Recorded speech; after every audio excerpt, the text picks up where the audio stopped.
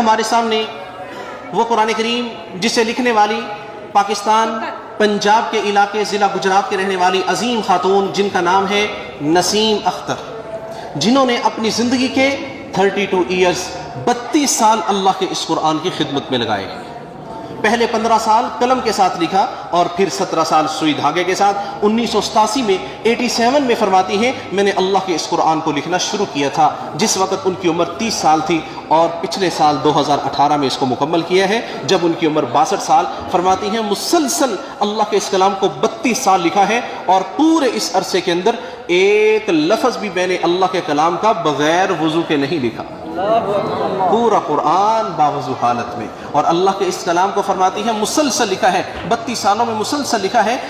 انسان کے حالات مختلف آتے ہیں، کبھی انسان کو بیماری بھی آتی ہے، خوشی غمی زندگی کا حصہ ہے۔ فرماتی ہیں بیماری کی حالت میں میں نے اللہ کے کلام کو لکھنا نہیں چھوڑا، بلکہ بیماری کی حالت میں جب میں لکھنے کے لیے بیٹھا کرتی تھی میرا مالک مجھے خود ہی شفا عطا فرما دیا کرتا تھا۔ اور اللہ کے اس قرآن کو پورا قرآن کریم یہاں پہ 10 جلدوں میں آپ کے سامنے ہے، یہ مکمل قرآن کریم، ہر جلد کے اندر 3 پارے ہیں اور ہر پارے کے 24 صفحے ہیں، آخری پارے کے 28 صفحے ہیں۔ مکمل قرآن کریم تقریباً 10 جلدوں میں فرماتی ہیں 300 گز لمبے کپڑے پر مکمل قرآن لکھا ہے، جس کا وزن 55 سے 60 کلو بنتا ہے۔ اور فرماتی ہیں صرف قرآن کو لکھا ہی نہیں بلکہ ایک ایک لفظ کا معنی بھی سمجھا ہے، ترجمے تفسیر کے ساتھ بھی پڑھا ہے، کیونکہ اللہ نے قرآن پاک کو نازل اسی لیے کیا ہے کیونکہ اللہ رب العزت مالک کائنات فرماتا ہے قرآن کس لیے آیا ہے، سنیے۔ اعوذ باللہ من الشیطان الرجیم، بسم اللہ الرحمن الرحیم، کتاب انزلناہ الیک مبارک لیدبروا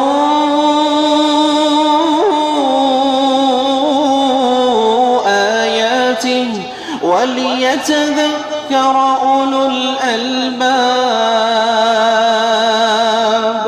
اللہ فرماتا ہے ہم نے اس کتاب کو، اس کلام کو، اے پیارے نبی سب بولیے ذرا صلی اللہ علیہ وسلم، ہم نے اس کلام کو آپ کی طرف نازل کیا ہے، بڑا مبارک اور بڑی مبارک برکتوں والی کلام ہے۔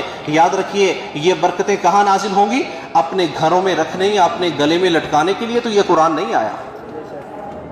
یقیناً اللہ نے قرآن میں شفا رکھی ہے، اللہ خود فرماتا ہے قرآن میں شفا ہے۔ اللہ فرماتا ہے وَنُنَزِّلُ مِنَ الْقُرْآنِ مَا هُوَ شِفَاءٌ وَرَحْمَةٌ لِّلْمُؤْمِنِينَ وَلَا يَزِيدُ الظَّالِمِينَ إِلَّا خَسَارًا۔ اللہ فرماتا ہے ہم نے تو اس قرآن کو مومنوں کے لیے رحمت اور شفا بنا کے نازل کیا ہے، لیکن یاد رکھیے سوال یہ ہے کہ یہ شفا کیسے حاصل کی جائے گی؟ قرآن کریم میں اللہ فرماتا ہے شہد کے اندر بھی شفا ہے، شہد کو جانتے ہیں، شہد کے اندر بھی شفا ہے، لیکن شہد سے شفا کیسے حاصل کی جاتی ہے؟ اس کو استعمال کرنے سے، کھانے پینے سے۔